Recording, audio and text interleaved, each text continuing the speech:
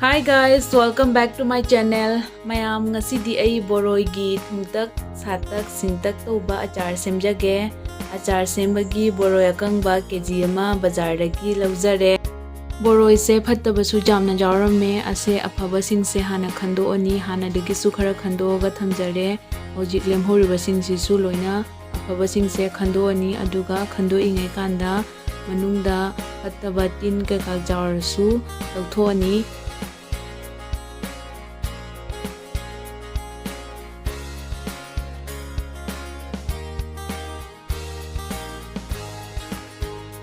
Boroi se 700 gram oigani afaba sing se khandoe asina achar tawrani adudi mathangdi se inghanjarage soria da ising khara laujare hojik boroi se hoba matamda phattaba ifun kari karak totpa singdo phajana chamthokna bagi boroi se ising siga luphalaga nghaktang popthokna bagi thamjarani. Boroi se ngahak tingi ngaida boroi achar da hapkadaba masla singdo semjarage. Guamori sama makai hapani.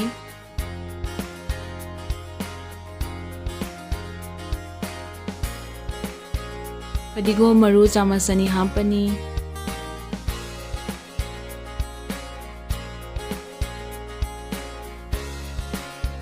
Morok tara mathoi mung laujare. Jira chamasama makai hapani. Chini ngang base 700 gram gi boroi achar sembagi 300 gram khak lore ado jamna thumaningagadi sigagi khidang hena hapa jagani. Boroi se ngahak tingjare hojik boroi sigagi phattaba kekak su myam thokle e hojik boroi gi makok singse loina thadalani. Fajana thadalaga noiraga chamaga lokhajarni adudi makok singje thadadpa loiraga janghalage.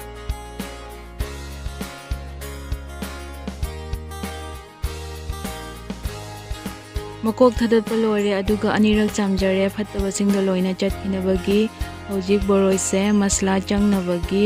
makhutna thadalani. Thotpa singse makuna thadalani aduga jamna kanba singsidi makuna thadadpa charroi ado sise kamain toge haibado ei anghanlakke ado boroi achar sembase ngasigi se thau jawdana semdoini kamai na semge haibado mayam yengbiro video se loina.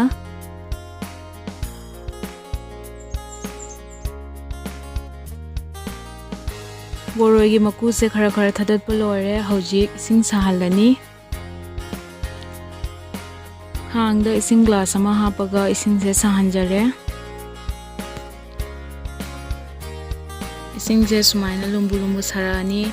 aduga sagolakpai matang siga ising se thangdarani aduga boroi siga ising asaba se haptelani aduga boroi kanba sing se thotanabagi ngahtang tingaga thamjarani.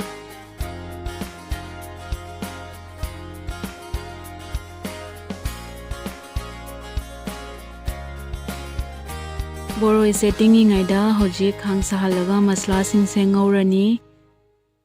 khang se phajana sahalaga mai tafalani aduga guamori se hapjare hojik guamori se ngaurani minute ani hu masla sing se loina ngaurani sumaina kemna ngauraga achar da hapase jamna hauri guamori se hojik keme jilothok jare. Fadigo maru simu ngaurani minute ani ahum sumaina fadigo maru loina masla punamak loina ngaurani isumu lothok jarani. Masla sing se ngauba loiraga grinder da taani masla sing se kupna taani ai hanasu boroi achar gi video semjagrabani mayam yengdaba jaragadi soidana yengbiu adusu yam haubani aduga ngasigi sisu yamna haugani.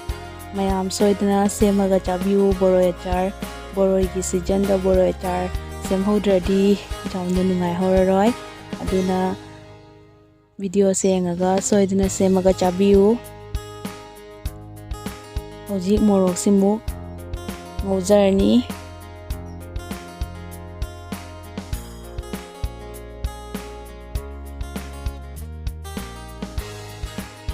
masala singse ngauba loiraga grinder da loina tae khara kupna tae sumaina chini hapaga boroi achar sembase masala singse khara pauna thamadi chabada nuaite aduna sise khara kupna tae ado boroi gi manam singse am nushire achar da hapagi masala khang da sahalaga kuphanwagi manam sidi am nushi mayam su semaga soidana khangani hojikti manam yam nushire hojik mathangi mu process se nghanjarage boroi se pungkhai ama tingabani na popthare hojik boroi gi ising singse sumaina makuna chumaga lokhalani boroi do ising se saramagadi ising aingba khar hapiu natradi khut kapokani do aigi se ising se inge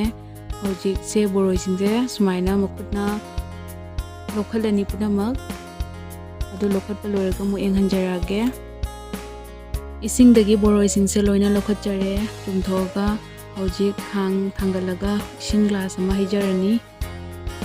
ising glass se hapjarani ising se hapaga chini singse loina hapchalani chini singse loina tumbabo ising siga lolani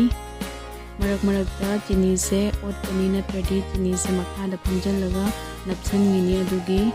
otkani ado chini se loina tumdribo chini se hana lonjarani oigi khoidung tabadaga chini lonba dumaina londoini sise chini se hojik loina tumme hojik sise chajum da chumdhoni lengoi gi chini da lengoi ka jawbdo ado singdo loina chatkinabagi chajum da chumdhokjarani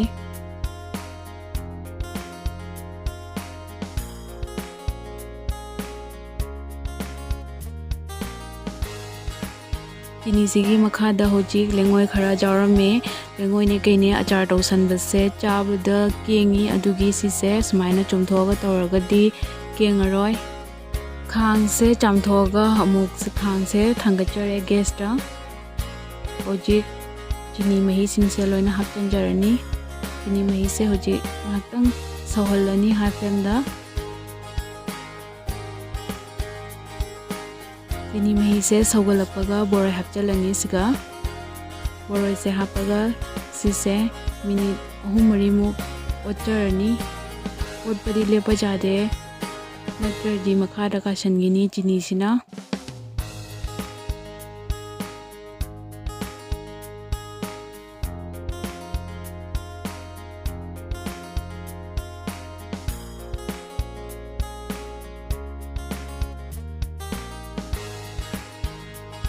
minute ani home olaga ngahtang sawanjare hojik masala singdo hapchanjarani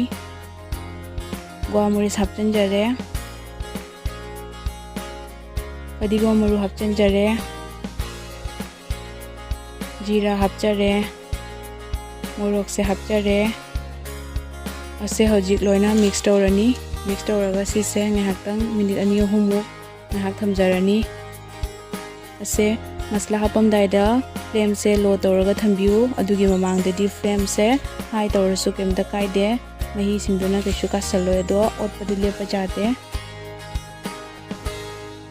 boroi achar sembase boroi gi changgi matungina masala singse jamhaldu natragana liadi adum likna hapiu low flame da minute ani hum thamjare se hojik thum hapjarani thum se haptrasu jabani ado shinbado fanabagi thum se katang chaijage ado mahau so dum haubane thum hapasu haptrasu dum jai ado se hojik mix tawrani thum se fajana thum se mix tawba loiraga minute ama thamaga boroi achar sembase loire ado horen si inghalaga boyam da hapa matamda vinegar hapaga thamani vinegar chamasani ka hapani aduidi sise kuina thamba jagani aduga achar se nungshada phawbadi kawbiganu ai achar se makudingi sum haijari baduni achar se nungshada phawragadi achar se sooi kuina thamba jagani sumaina achar se maga chabase jamna hawbuni mayam soidana recipe se yengaga se maga chabiro aduga sumaina hana chaba mijawra maga taragadi mahawdo soidana khangamgani ado jawliba singdi sumaina amtang shema chabiu jam hawbani ado mathangda kari tawjaroge haibado comment da ibiramu ai soidana tawjarake ꯑꯗꯨꯒ ꯊꯥꯎ ꯍꯥꯞꯄꯒ boroi achar ꯊꯨꯝꯕꯒꯤ recipe ꯃꯌꯥꯝꯅ ꯄꯥꯝꯕꯤꯔꯒꯗꯤ ꯀꯣꯃꯦꯟꯇ ꯏꯕꯤꯔꯝꯃꯨ